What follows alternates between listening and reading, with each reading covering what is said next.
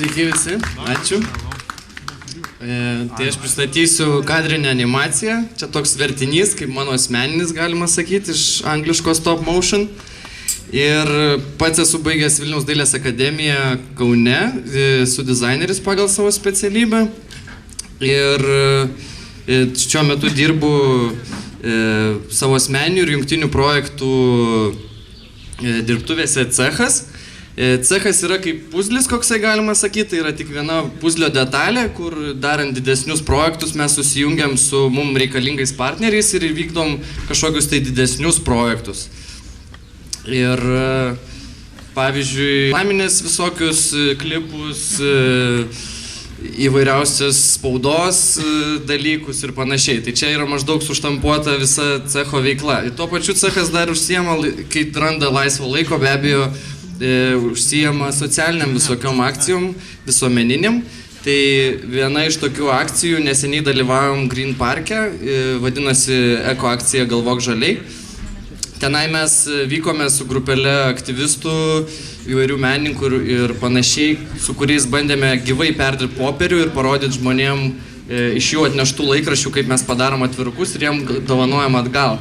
Kitas projektas buvo video įkvėpimas, kur stengiamės susodinti menininkus prie vieno stalo ir pabandyti kartu su jais sukurti tam tikrus video projektus. Bet menininkai buvo skirtingų sričių, skulptoriai, viešųjų ryšių atstovai ir panašiai.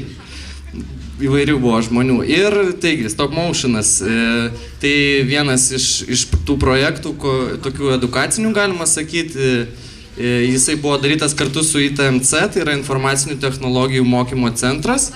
Ir buvo vykdomas taip, jog 7-9 klasių vaikam buvo dėstoma apie kadrinę animaciją.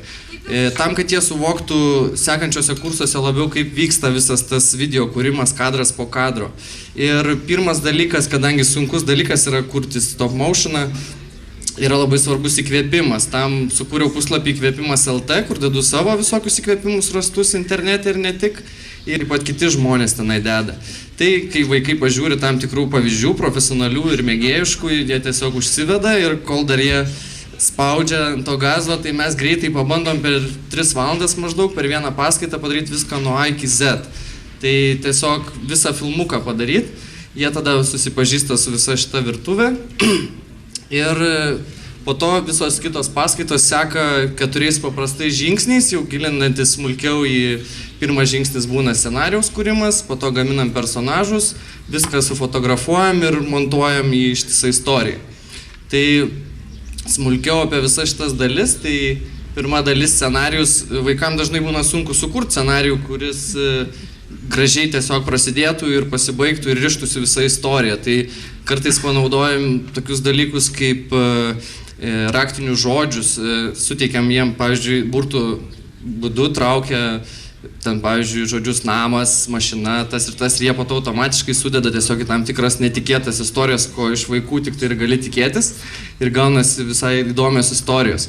Kitas etapas yra personažai. Labai svarbus etapas, nes praktiškai reikia visą anatomiją sukurti personažo, nes kuomet tu turi sufotografuoti apie 300 kadrų ir, pavyzdžiui, ranka turi lankstytis to personažo, tai tiesiog kaulų struktūrą turi kurti ar iš dantų krapštukų, ar iš vielutės, kaip čia matosi va panašiai. Taip pat labai žiūrim, aišku, fotoaparatas ant stovo, apšvietimas geras ir pradedam viską fotografuoti. Gana sudėtingas ir ilgas, kantrybės reikalaujantis dalykas, bet jau kaip jie įsivelia į tą viską, keliauja toliau. Tai čia va keli kadrai, kaip jau pasiruošia miestą ir fotografuoja vaikai. Ir sekantis etapas, kuomet viską jau sufotografavę esam, dedam į premjerą, dažniausiai naudojam, arba pagal galimybės Movie Makerį netgi. Tiesiog vaikam nėra tai svarbu, kokios programos profesionalios, ne, jie pabando su visom ir sugeba gana neblogai susitvarkyti. Tai va čia porą kadrų, kaip dirba veiksmas. Ir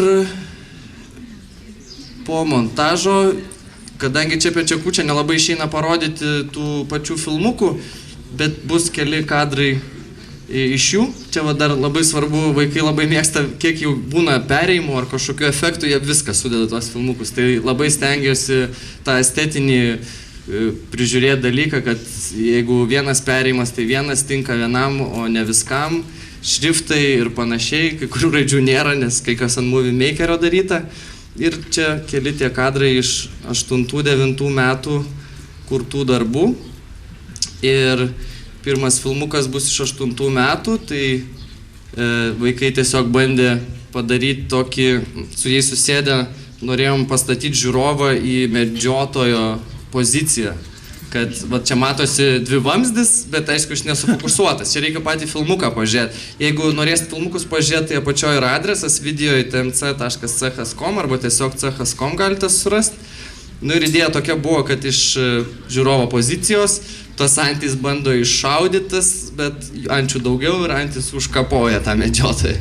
Vaikai iš tikrųjų labai mėgsta žiaurumą, bet jie lygiai taip pat mėgsta ir socialinės visokias temas ir labai šaunu. Kita buvo idėja vienos jaunosios studentės, kad suburt visą grupę ir padaryti simfoniją. Iš instrumentų tiesiog bėga natos, kuomet instrumentais grojama. Ir 9 metų vienas iš darbų yra, tai čia buvo 3 istorijos sujungtas į vieną.